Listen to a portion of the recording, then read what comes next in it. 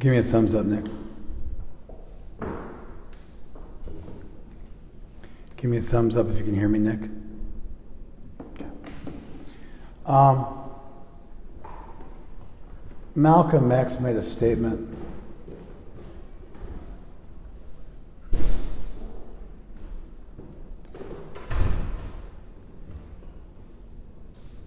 You guys all know who Malcolm X is, right? Malcolm X was Malcolm Little. It's Malcolm Little. And then he joined the Nation of Islam.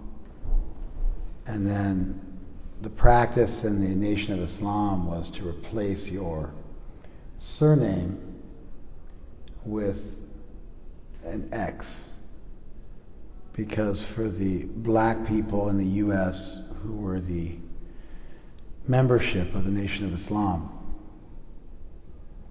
the Nation of Islam was started by W.D. Fard, they don't know anything about him because he came on the scene in like 1931 and he disappeared in 1934 and no one ever saw him again. But they found some records of a Fard, it was like a Farzad or something like that, in California in the 20s from Afghanistan. And so it seems like, because he was very light-skinned, it seemed like he might have actually been from Afghanistan. And he was a super enigmatic preacher who showed up in Detroit in the early 1930s and would sell African trinkets and say to people, these are from your homeland.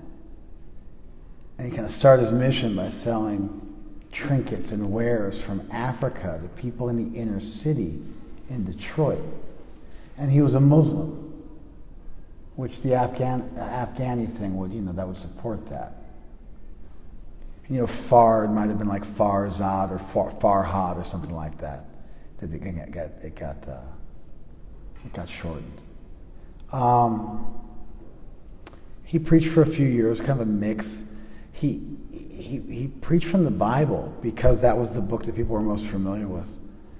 And then he started schools where his people would go to their own schools, and he had a system in place for governing their small fledgling society, and it was quite popular. And he had a huge following. And then all of a sudden he just disappeared one day. He was just gone. And he was kind of a Christ-like figure for his followers. And then Elijah Muhammad took over. One of his disciples, whose name was Elijah Muhammad, he took over. And it was a practice in the Nation of Islam that when you joined, you would replace your surname with an X. The reason is because the surnames of black people in the U.S. were given to them by their white slave owners. And so it's called a post-colonial period, and I think it also works for slavery as well. When you finally break free from the yoke of your master, you have to think about things and discover who you are and define yourself in your own terms.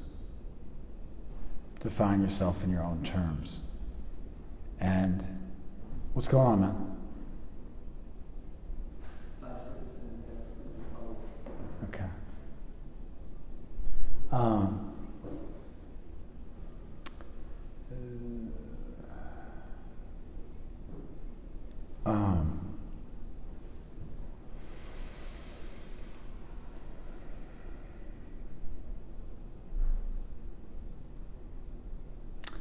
In the post-colonial period, you have to begin to define yourself on your own terms, because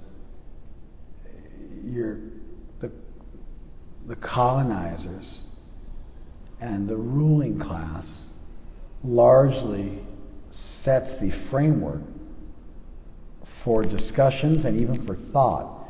And so you tend to think of yourself in the language that you've learned from your masters. As you break free from your master's control, the last thing to break free oftentimes is your psychology.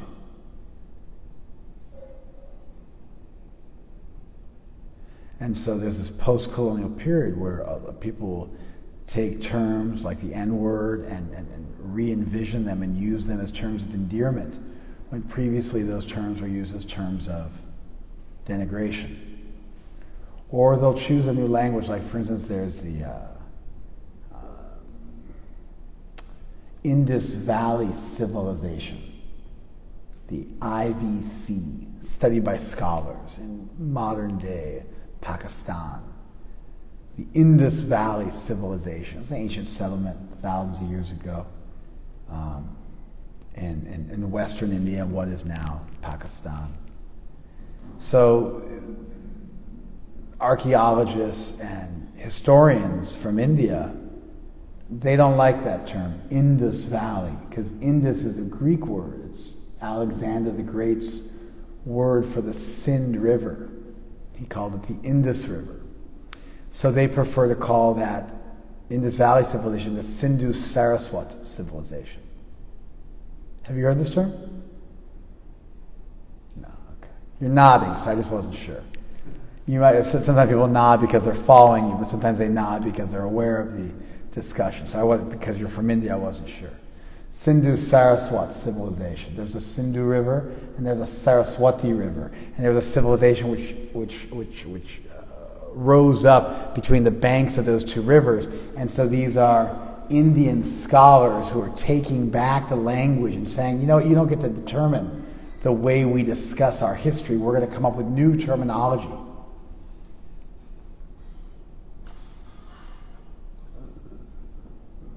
There's a whole Rastafarian language. They take words which have a negative meaning in a language and then they replace them. So like you've got good morning, but the word morning means sad. So they'll say good rising. You follow? And like if you say you understand somebody, that means you're like under, it's like lower, it's like insufficient. So they'll say, oh, I overstand you. It's the whole Rastafarian language. I find it to be,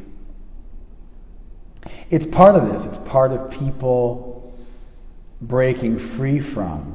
You got to remember that the majority of the slaves in the world, there's 12 million slaves made the Middle Passage from the west coast of Africa to the eastern seaboard of North and South America. 2 million of them died in transit. So now you're left with 10 million. You know how many came to the U.S.? 600,000. What happened to the other 9.4 million slaves?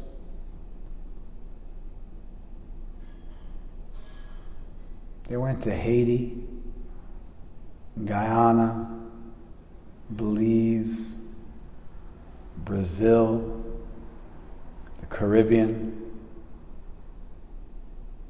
The vast majority, 95% of the slaves wound up down there.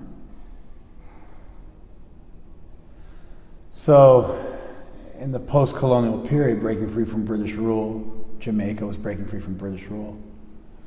And so not only were they black, breaking free from their white slave owners, but then they were also part of the Commonwealth. Jamaica still is, I believe.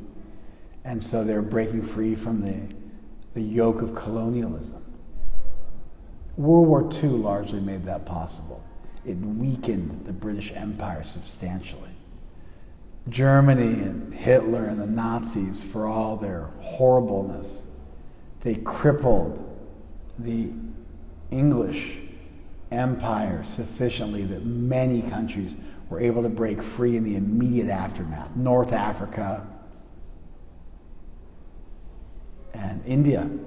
India got its independence in 1947.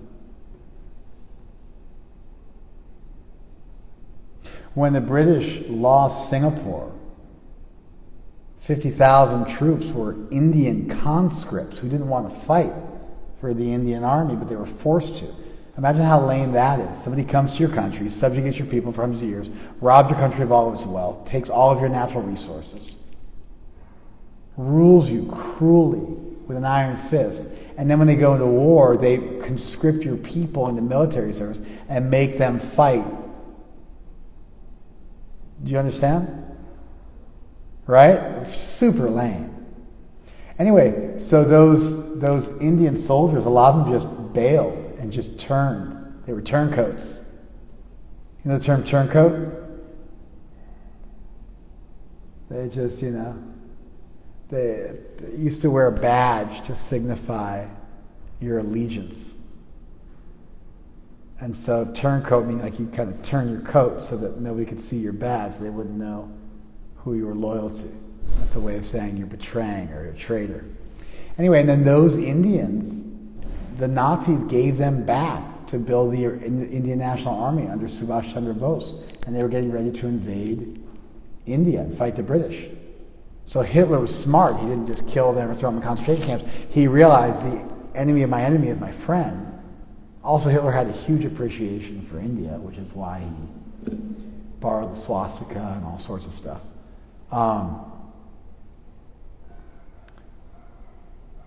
Swastika. Swastik. It's like a super auspicious term in the swasti. It's a super auspicious term in Sanskrit. And the swastika is a really auspicious symbol.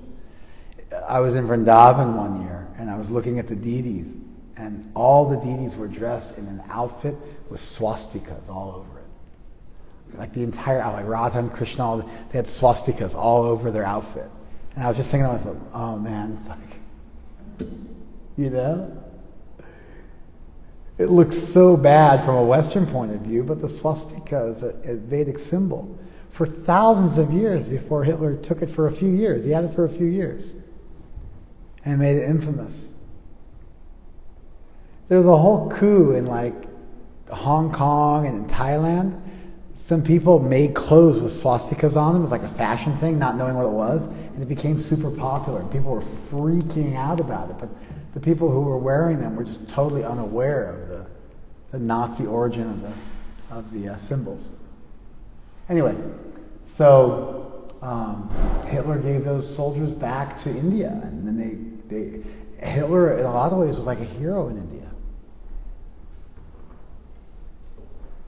because he was fighting against the British that had ruled India cruelly, so cruelly, for hundreds of years.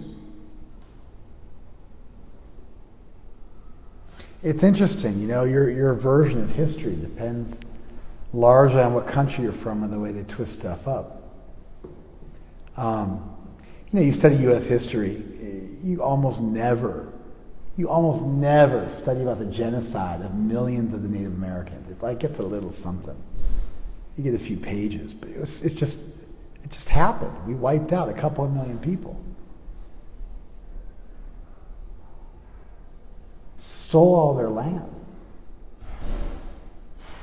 Put them on reservations, and when that land turned out to be valuable, we move them again. Like we found oil on that land, we'd snag that land back and put him somewhere else. Until eventually it got too late in the game, we couldn't do it anymore. But we played the shell game with them as much as we could until we couldn't anymore. There was gold and then oil. We started moving pieces around. We took stuff from Mexico, took stuff from the Native Americans, wiped them out. I mean, they practically don't exist anymore. And it just all gets whitewashed, just washed away if you study U.S. history. Not a huge topic of conversation. Anyway, so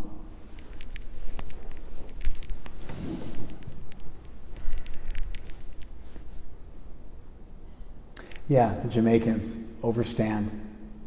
I'm not super into the I talk, which is the Rastafarian language. I think it's kind of poorly conceived, but people can do whatever they want to do. But it's like I overstand you. Well, to me that means you think you're over somebody and you're condescending to them. You follow? And you got dreadlocks to show your dread for God, so why not say good morning? And you also mourn you're turning away from God. So it's like they sort of arbitrarily pick. You awake? You sure? Yeah. All right. And so arbitrarily they pick certain terms, say, well, these terms have a bad meaning, and then I'm going to switch them up. But then the terms they pick also could potentially have a negative meaning as well. And other terms that could have a negative meaning, they don't seem bothered by, and it just seems somewhat arbitrary. And, you know? The bummer for, for the Rastafarian people, and really for black Americans largely, is they got robbed of their original language. So they can't even go back to their original language. You know? They can't even go back to their original language. If they do go back, they're like, where is their original language from? There's so many different dialects spoken in Africa. So what's the language of your people? And the black Americans are kind of one, almost like monolithic entity. They're conceived of as one peoples, and so, but they come from so many diverse places. Some of the tribes were warring with each other. And anyway, it was lost over, hundreds of years, and so they had no language left, so they were left reinterpreting the English language.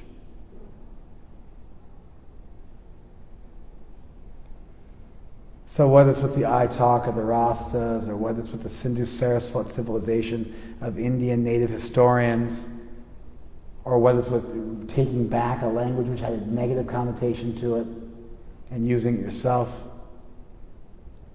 sometimes you get the opposite. Sometimes, like, you know what Chicanos are? Chicanos are American-born Latin people, but they're born in the U.S.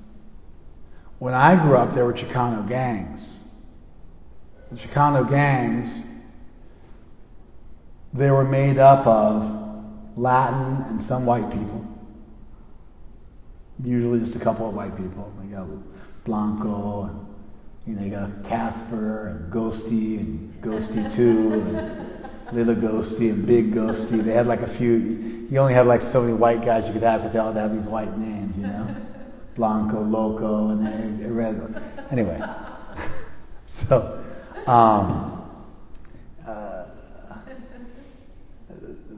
the Chicano gangs, they refused membership to people who were born in Mexico or any of the Latin American countries. No mojos. They called them mojos.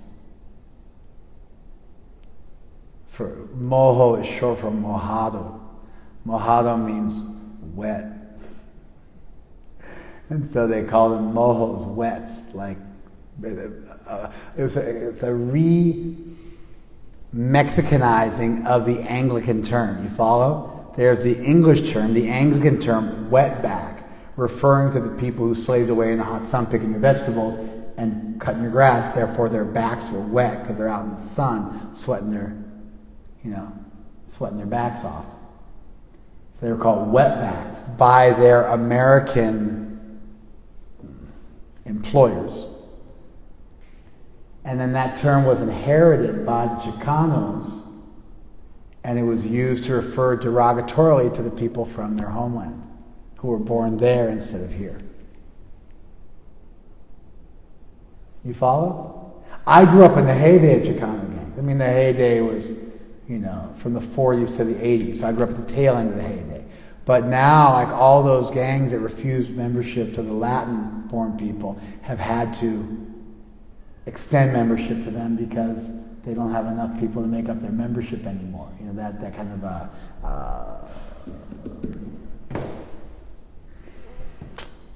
what do you call it? Come on, baby boomers.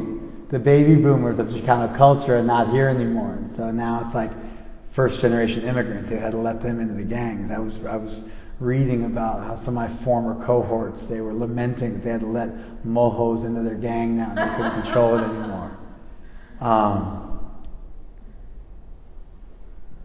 So sometimes you'll take a term which was used and you'll turn it into a term of endearment like the N-word.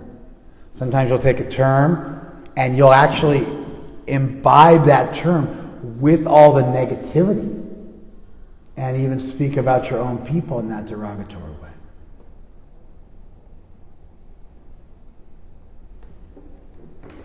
You know?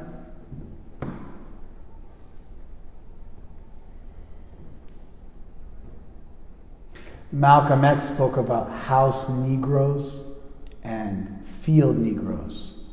Normally I wouldn't use the term Negro, although Negro means black, and it's a term for black people, totally respectfully in the entire Spanish language. Negro, which means black. Colored is a super inappropriate term to use for black people. You could say a person of color, respectful, but colored, that goes back to the NAACP. That's like the 20s. Hasn't been popular since the 20s.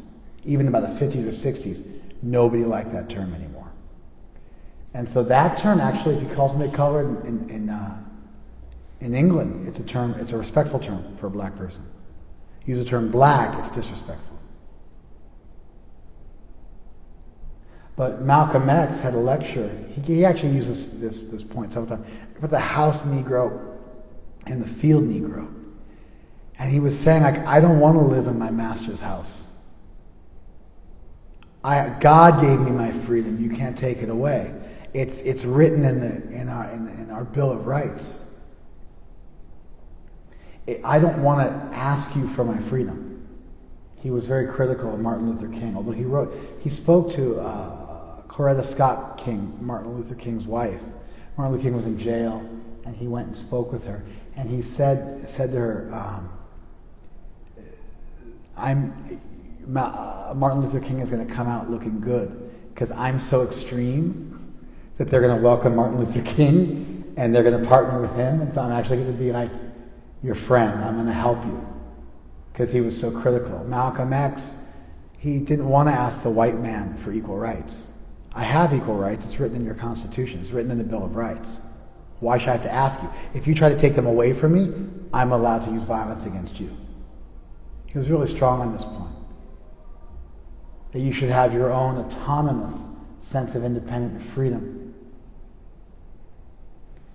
And in fact, the people who try to take it away from you, instead of you asking for it back, with the farce on Washington, which is what he called the March on Washington. And he said, while Martin Luther King was having a dream, the rest of the black people in this country were having a nightmare. He was really critical of this idea, like people getting together. He talked about them standing in palms and swinging their legs back and forth and dancing together with their white captors and singing songs like "We Shall Overcome." He was like disturbed by the Million Man March on Washington and spoke about it very critically. He said that's not how the revolution happens. If you're following all the rules, there's no revolution.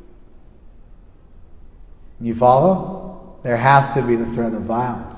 There has to be that we're demanding this, and if you try to say no to us, we're going to fight. He saw that happening all over the world.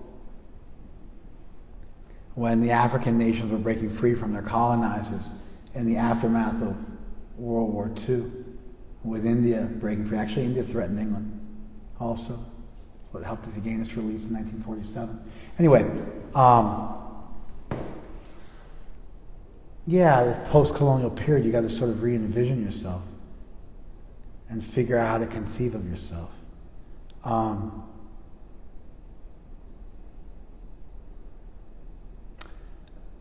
Malcolm X made a statement. He said that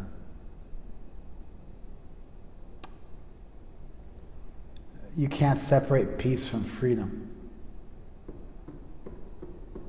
because no one can be peaceful until they have their freedom. You can't separate freedom from peace, because no one can be peaceful until they have their freedom. Since BLM kicked off, I've seen this quote. I've known about the quote for a long time, but since BLM kicked off, I've seen this quote like so often.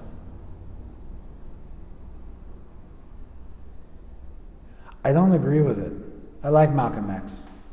I really like his flipping of the script, his jiu-jitsuing of it, and saying, I'm not going to ask for equal rights. I have equal rights. You're a criminal, even if you're a police officer, if you're trying to take them away from me. I think it's quite brilliant. That's like good post-colonial thinking. That's breaking free from the mindset and the shackles of your masters and really owning your independence. You follow? And this idea of taking the name X, which eventually became Shabazz, was the name that was given to him, the Muslim name was given to him.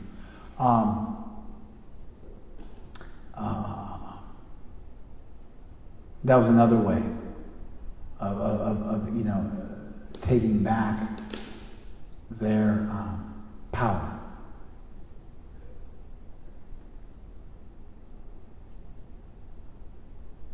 So it's extremely important. Actually, children all have to go through this when they break free from the shackles of their parents and begin to conceive of themselves as adults and have their own thoughts about stuff.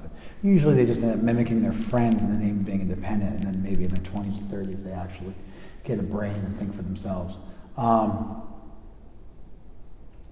But yeah, I so much about Malcolm X I liked. This statement I think is fallacious. I think he's wrong. I understand it. Like I said, I find the word overstand to be super condescending. But anyway, like I said, the Rastafarians have it tough because they can't go back to an African language, and so they just got to mess around with the English language. But it becomes pretty arbitrary with all the good risings and overstandings, et cetera, et cetera.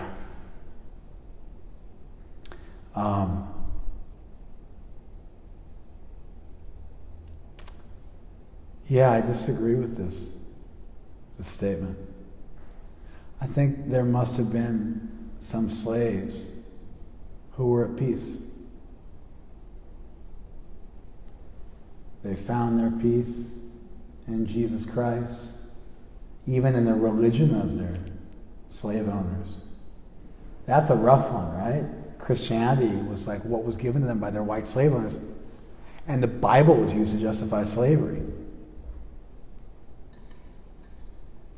But somehow at a certain point that tradition became their own. And I think there must have, I think it's actually,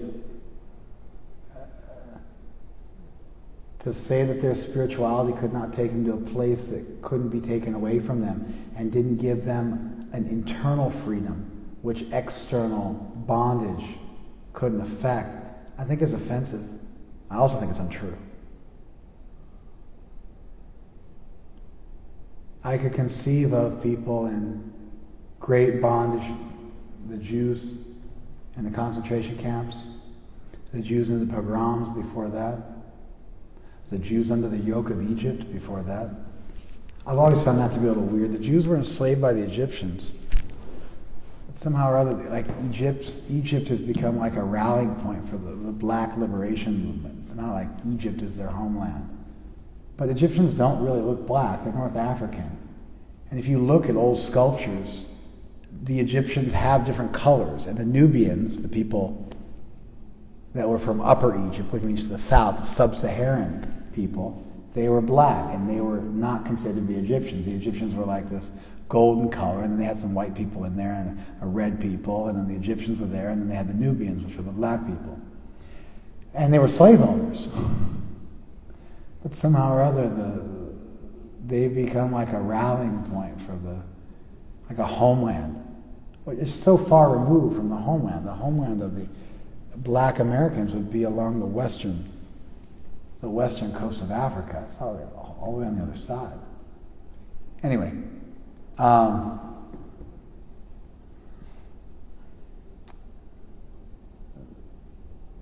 I can conceive of the Jewish people under the yoke of the Egyptians or under the yoke of the Russian czars who tortured them, or under the yoke of the Bolsheviks who tortured them, or under the yoke of the Nazis who tortured them. At least some of them would have found some peace. Even from their writings, it seems like that's the case, that the kingdom of God was within for them. I can conceive of members of our tribe under the yoke of Muslims in India achieving peace and happiness. I think it's important not to limit the power of a soul to turn towards God, and nobody can really ever take that away. So, this would be modifying you. Oh, then you found freedom, but you found freedom in your heart. But Malcolm X didn't mean it like that. He meant freedom in a physical sense. So you can't take shelter of that argument because you're twisting the term in a different way than he was using it. But I think people can find freedom. And I think that freedom can exist largely independent of other people and what they do. I think if you're raped, or if you're tortured, or if you're mistreated, I think you can find freedom from that. And I don't think you have to wait until your aggressors sing Kumbaya with you and give you the keys of the kingdom. I think you can take those keys at any point you want to. And you can own your freedom even if you're still locked in the cage.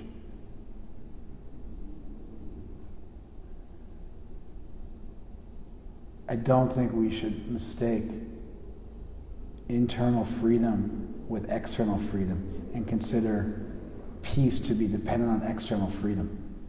I think that's given too much power away. The first day Prabhupada met his guru told him to preach in English. This is in 1922. And Prabhupada said, who's going to listen to us? We're ruled by the British. Let's gain our independence. Prabhupada was a freedom fighter in Gandhi's movement in the 20s. And then we can preach our message.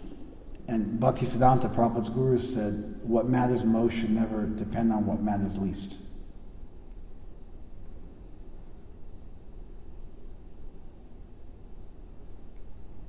Oh, thank you, Nick. Interestingly, the Yoruba language lives on in Santeria practice in Cuba. Maybe. I hate to be so cynical. I hate to be so cynical. But I'm familiar with one culture. In India, so many things you think are Indian are recent things, and they've undergone a process called Sanskritization. For instance, Surya Namaskar, the ubiquitous Indian yogasana, Surya Namaskar, was invented in 1908.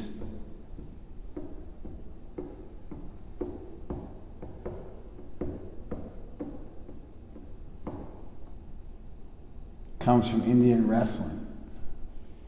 It's a squat and a push-up. It's an Indian burpee. Invented in 1908 by a guy who wanted to train Indian people to be strong so they could fight off the British. It underwent a process of Sanskritization where they gave it a fancy Sanskrit name and everybody started thinking it was thousands of years old. So many yoga asanas that you practice were invented in the 20s and 30s and 40s. They're not there in any classical text. And you can trace out their precursors, not even to Indian wrestling, but to British calisthenics and Swedish gymnastics. You can trace it out. But again, they gave them fancy Sanskrit names. Bharatanatyam, the dance of India. There was no high-class dance of India. Dancers were prostitutes. It was ladies of the night who danced. There was no, it was like a Victorian type culture. Men would even play the part of women in plays, like in ancient Greece. And so women did not go out and perform in public in traditional Indian society unless they were ladies of the night. An Indian lady traveled to the U.S., learned some ballet and some other forms of Western dance, added that to traditional Indian dance and came up with Bharatanatyam and made Saraswati the deity of that, and install deities of Saraswati in the dancing arena, but that was never done before either. Just like Iyengar put up a statue of Patanjali, but there were no deities of Patanjali being worshipped in India prior to Iyengar deciding, hey, we need a deity in our place, in the 50s, 60s. In the case of dance, it's in the 20s. And so maybe the practitioners of Santeria went back to Africa, learned a little Yoruba, imported to their country to authenticate their practices in an Africanization. Or maybe they lasted hundreds of years. I don't know, but I'm generally cynical about everything. Just because I'm a hater. So I'll Google it later. I appreciate it. I find it interesting. I mean, certainly it would be cool if it did last. I know that some practices lasted, like being slain in the spirit. So many southern evangelical weird Christian practices that don't make any sense. They make a lot of sense when you realize they were brought over along with the voodoo traditions and native traditions of shamanism that exist in Africa. Anyway, sorry, he wrote, and I want to say I got uppity, but I'm trying to get that word out of my language. Uppity is a word that slaves would use to talk about slaves that were trying to rise up too much and didn't know their station. And so it's not really appropriate. Of course, I'm applying it to myself, but still, I'm trying to get it out of my lexicon since I discovered its origin. The problem is there's just no good word in English which really communicates the annoyingness of it. You know, like the word uppity carries with it this connotation of annoyance, you know? And so I got to come up with some new term. Anyway, I'm a bit of a hater, so forgive me, Nick. We'll talk about it later. But yeah, Martin Luther King, Malcolm X, he talked about the house Negro and the field Negro. He said the house Negro is trying to gain some favor, call some favor with their master. He's trying to assimilate.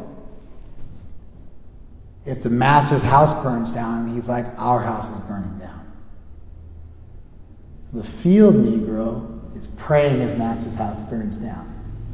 And if it starts burning, he prays a wind will come and take the whole thing away. And Malcolm X said, I'm a field Negro. I'll never be a house Negro. I'll never buy into my oppressors' ideology. I'll never try to make friends with them. So sometimes you'll take the term and you become the abuser. Like somebody's abuses a kid, then they become an abuser. They continue. Denzel Washington said recently, he said, oh, it's such a good quote. I gave it to you, right? What was it? Huh? Oh yeah, I gave, yeah. No, the one about when you're trying to break free from the curses of your forefathers, the generational curses of your forefathers. Where my phone went? Huh? Yeah, when you try to break free from the generational curses of your forefathers, they'll hate you. Making the point that when you try to really better yourself, sometimes your own family members get bent out of shape because they've lived with a twisted version of reality for so long that when you don't want to subscribe to them, they get angry. Like I remember when I preached veganism to my parents. Like I thought my dad was going to assault me. My mom had a nervous breakdown. Like I was like some kind of like antichrist, like some kind of, you know, evil spawn coming to haunt them.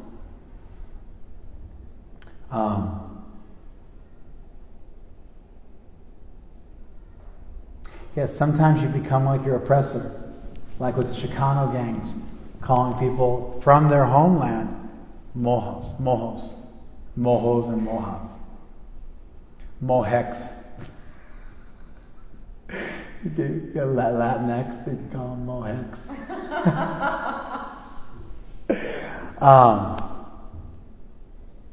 And then sometimes you'll take it, turn it into a term of endearment, like with the M-word. Sometimes you'll take it and you'll like own it and re-envision it and like really like own it with the field and the house with Malcolm X. Sometimes you'll jettison the whole thing, come up with a new language, the Sindhu-Saraswat civilization.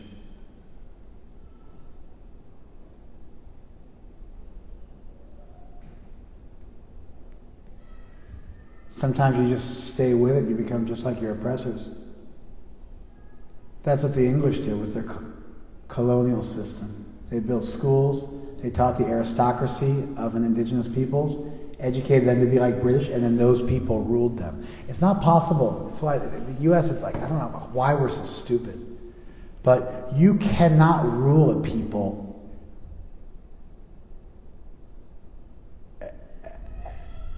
as a part-time gig. You can't go to Afghanistan. The Russians failed miserably in the 80s. We helped Osama bin Laden. The U.S. and the CIA funded Osama bin Laden in the 80s to fight the Russians during the tail end of the Cold War. And I remember there was I remember a camera still. There was like a goat farmer on top of a mountain with a grenade launcher taking out a Russian helicopter. Just some random goat farmer. And the CIA gave him a grenade launcher. He's standing on the middle of a hill in the middle of nowhere, and a Russian multi-million-dollar helicopter comes by, and the guy takes out a multi-million-dollar helicopter and then goes back to tending his goats. Interesting sidebar. A friend of my wife's, a Hindu lady married to a Muslim, they own 40 acres, they protect goats. The husband's a Muslim, card-carrying Muslim, but he got so sick of watching goat sacrifice in the Middle East, because like a whole thing in the Middle East killing goats. It's part of the Hajj, and they do it regularly, that he decided, hey, you know what? We're just going to start protecting goats. So they're like, he's a full-blown Muslim, but he's got like a goat sanctuary going on in the Midwest on their 40-acre farm. And her wife is my wife's customer for skirts. Anyway, so some goat farmer taking out, a Russian helicopter. Because you can never rule people. If the people are against you, then you're hanging out. There's a few of you hanging out. They just open their window and shoot you, and then go back to having dinner. Everybody's against you. The only way to win is you got to live there. Unless you're willing to occupy the place permanently, then you can rule an iron fist. That's what the Muslims did. They moved there with their armies. They didn't come back. They spent 1,000 years they ruled India.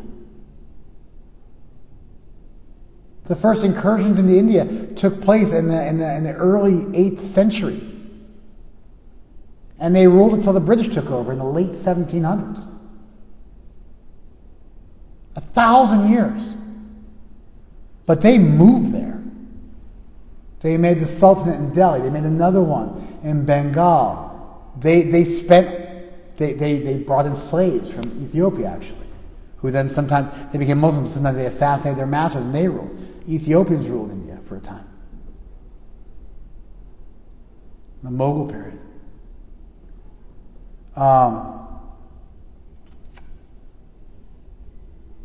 We keep trying to do this. The French lost Vietnam, but we got involved for whatever reason because we had some. Anyway, it's a complicated history.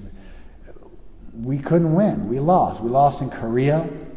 Then we lost again in Vietnam. How do we win World War II?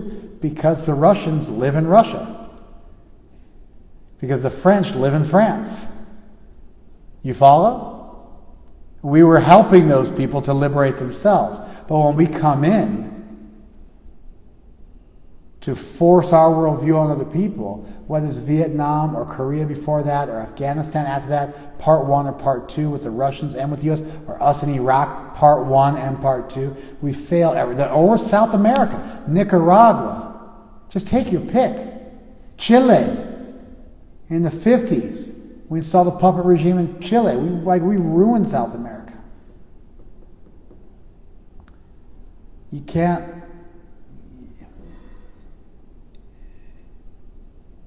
Anyway, and even when you do, the Muslim program was this: they didn't have to be a Muslim majority, but they had to rule the place militarily. Then they wouldn't force Sharia law, force you to pay a jizya, a tax, if you were a non-Muslim. And the rules of Sharia meant they would constantly keep other houses of worship in a state of disrepair. You were never allowed to repair them. You could never preach or proselytize, even to this day. If you go to like we're all over the Middle East, but we're all over the Middle East with the Indian people they import to do business. We're never allowed to preach to people from the Middle East. You get in trouble. Death. No outreach to the people of the Middle East. We can only preach to the professionals. And then there's a whole slave labor thing going on in the Middle East even now. I don't know if you guys are aware of it. But all those huge skyscrapers and all those nice buildings you see, they're all built by poor Indians they bring in and do a whole, like, what do you call that system? Human drafting. Yeah, there's human drafting, but no, there's a name for it. Historically, it's where, you own the store they shop at, and then you advance, and then you advance them things against the money that you'll pay them in the future, and then you control the entire economy. They have no freedom. What's it called? Indentured servitude. No, indentured servitude is another term. Oh, okay. There's a term for it. Don't go Googling me. Just leave it. Otherwise, I'm not going to be able to focus because I'm going to be thinking about it too. Indentured servitude is another thing, and the human drafting is another thing. There's another name for it. It's not like the peon system, but anyway, there's another name for it. I can't remember what it was, but we used to do it in the American coal mines. You go to work at the coal mine, they would give you clothes, they'd give you tools, but you owed them for those things. Then they would pay you, and you shop at their store, and then they would deduct from the money they were supposed to pay you. And then by the time it was over, you might end up owing them more money, because they had all sorts of ways they would cheat you out of your wealth. And by the time it was time to get your paycheck, you might actually end up owing them money. And they keep you in perpetual servitude. You can never break free from poverty. Sharecropping was one version, but there's a name for the whole phenomenon of what went on. You guys know about sharecropping? I'm really all over the place today. Anyway, we'll skip that. We'll save it for another day. But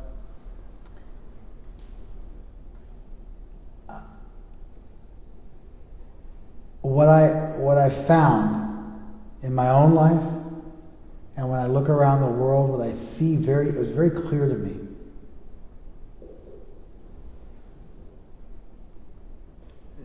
You can never really take away somebody's freedom to think for themselves, to choose what they want to do with their lives, to choose what they want to do with their reality. You may be able to control their body, but Viktor Frankl's last vestige of human freedom is still alive and well. You can control somebody's environment, but you can't control their heart. If you can temporarily dupe them and get them to think in a corrupt and twisted way, then it might work. But they can always they can always wake up, they can always get woke, they can always see through the charade. And so the British would try to turn the natives into British, so they would rule their own people because they knew they couldn't rule from afar. So they would educate the people in school and turn them in one generation into British-minded, good subjects of the crown who would then rule their fellow countrymen. The Muslims moved there, but ultimately none of this stuff works forever. Because someday people wake up and go, we don't want this anymore. You're not being good to us. You're raping and pillaging our land. You're treating us like half-citizens. At some point they do the math, and it's always available. And once that happens, you can't rule them anymore. It's just a matter of a few years. Ho Chi Minh said, you'll kill 10 to 1. We'll still win. Because everyone's willing to die. Ho Chi Minh is the rightfully elected leader of Vietnam. People loved him. We didn't like him. Because he wasn't faithful to the French, and he wanted to, Vietnam for Vietnamese, instead of enriching some other country, which also means company. We say enriching some other country, but it's not another country. Like if you look at the Middle East, who benefit from the Middle East? These big oil companies with their lobbyists. It's not like the U.S. government is benefiting. It's these huge, rich, massive corporations that our government does the bidding of and gives contracts to that make billions, trillions of dollars over generations with our government and its military behind them, helping them to get those contracts. Even war. So many people get rich every time we go to war because we got to build tons of stuff.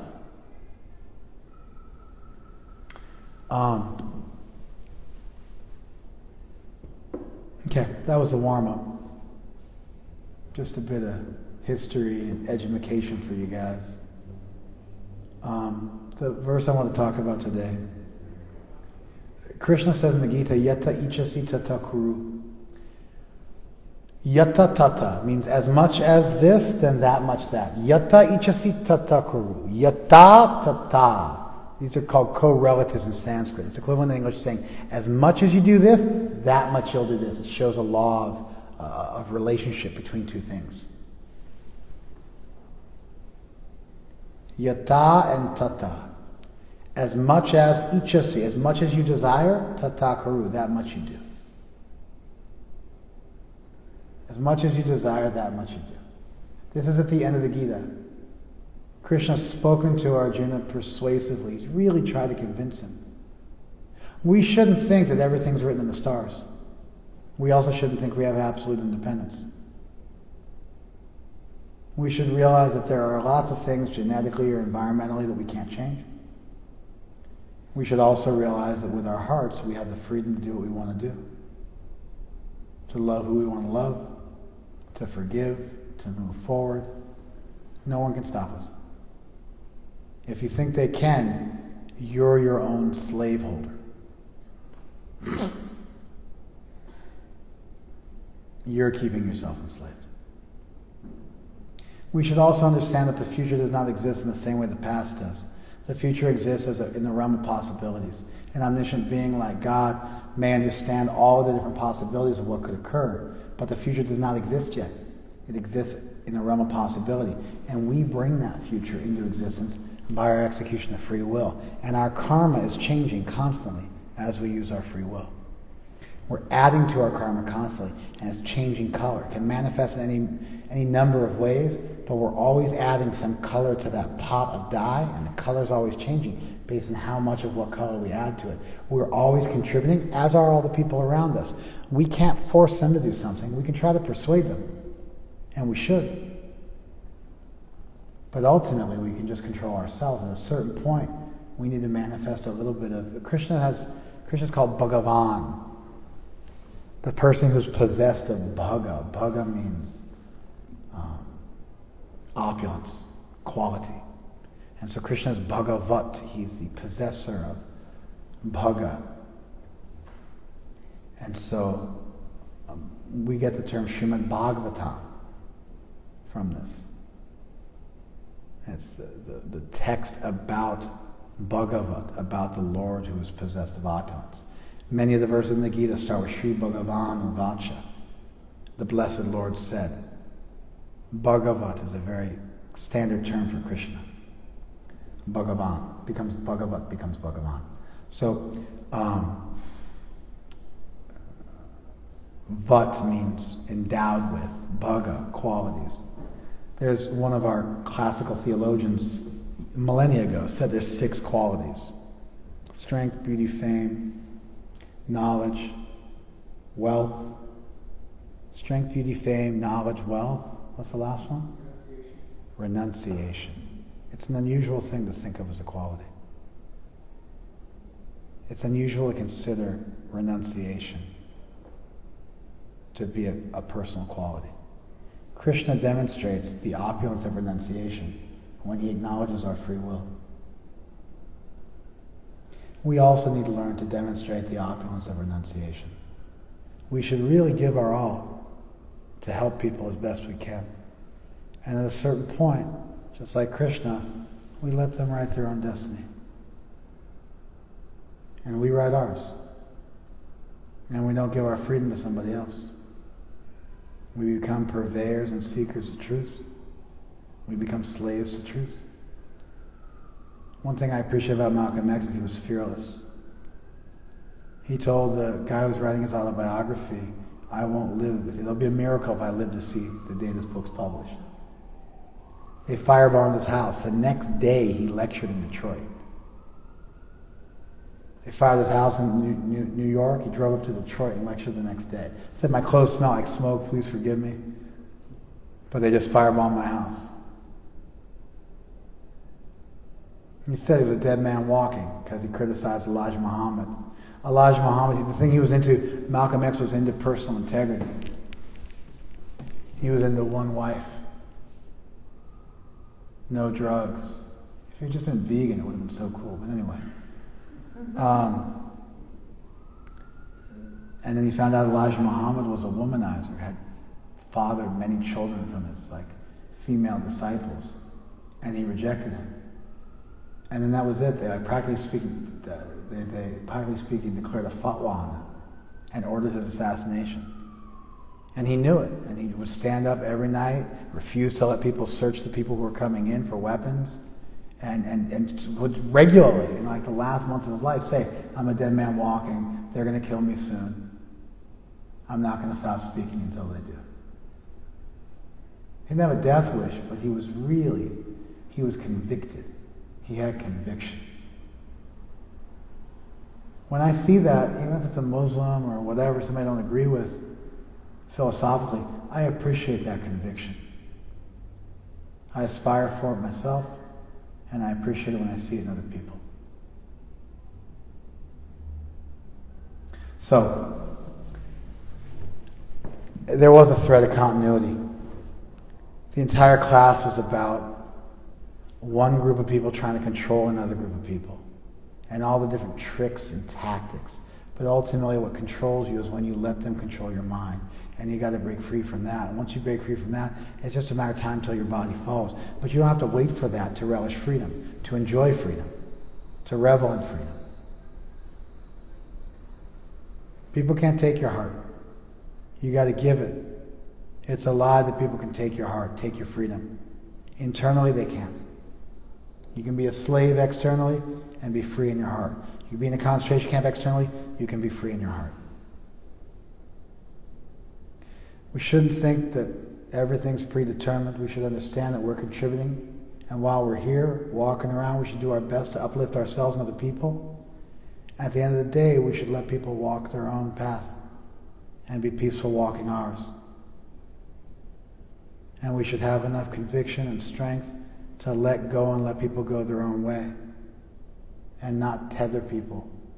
And you see with the U.S. and the way the U.S. treats other countries traditionally, and the way colonies treat other countries, they have some idea that they're helping, but at some point their helping becomes exploitative and they end up holding the person back. And there's that art of knowing when to let go, and Krishna's a master of that, because he pleads with Arjuna the entire Gita and speaks so poignantly. The Lord himself. And then at the end of the game, he says, as much as you want. He says, Vimrishai tada sheshena. Deliberate on this fully. Yata ichasi tatakuru. And then do what you wish. And Krishna demonstrates radical, powerful renunciation, which is an opulence.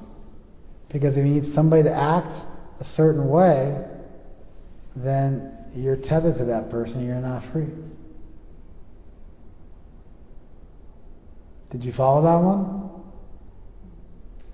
If you're trying to control somebody else, you just gave away your freedom. You should learn the art of persuasion.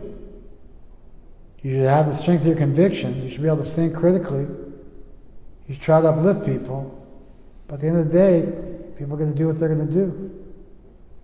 And you can't go down with the Titanic. You got to learn when to cut loose and let go. And that's magic, when you love somebody, when you help somebody, and you also let them go.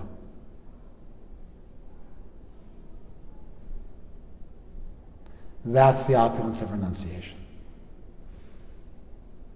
And whether it's on an individual basis or on a national or global basis, when you violate this rule of honoring people's free will, you lose. And that's true down to an individual. If you violate the rule of owning your own free will, then you also lose. You give your power to somebody else, you've lost, and you become your own slaver. Did you guys see that? See how I tied the whole thing together? All those random ideas? And we're right on time. If you're on IGTV, thank you very much. If you're on Facebook and Zoom, you can hang out for another second. Okay, feedback.